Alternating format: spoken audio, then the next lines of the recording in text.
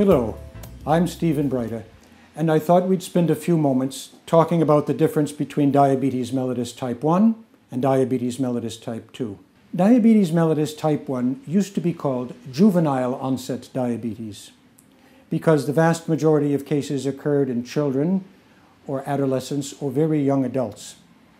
Now we know, however, that it is not at all rare for older adults to have this kind of diabetes also, so it would be too confusing to continue to call it diabetes mellitus juvenile onset.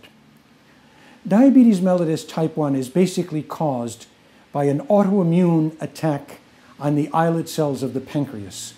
These are the cells that produce insulin as well as other hormones related to metabolism.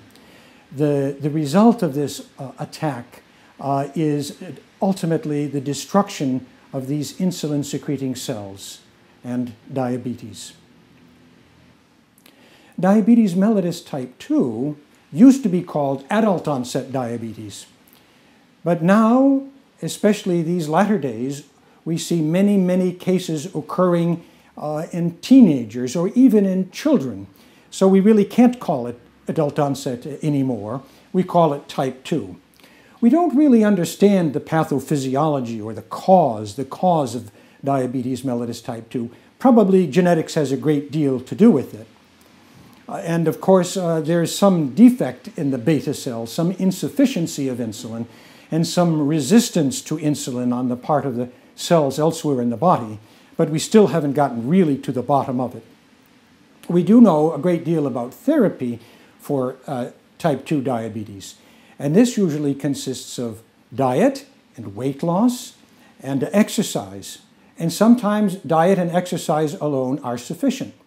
Usually, though, for newly diagnosed diabetes mellitus type 2, a pill, a so-called oral agent, is required in addition to diet and exercise.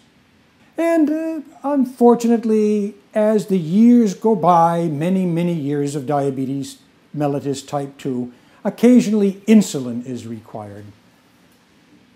But in all cases, diabetes mellitus type 1 or diabetes mellitus type 2, if the diabetes is well managed with diet and whatever else is required, the person involved can lead a normal life and can enjoy a normal or very nearly normal lifespan.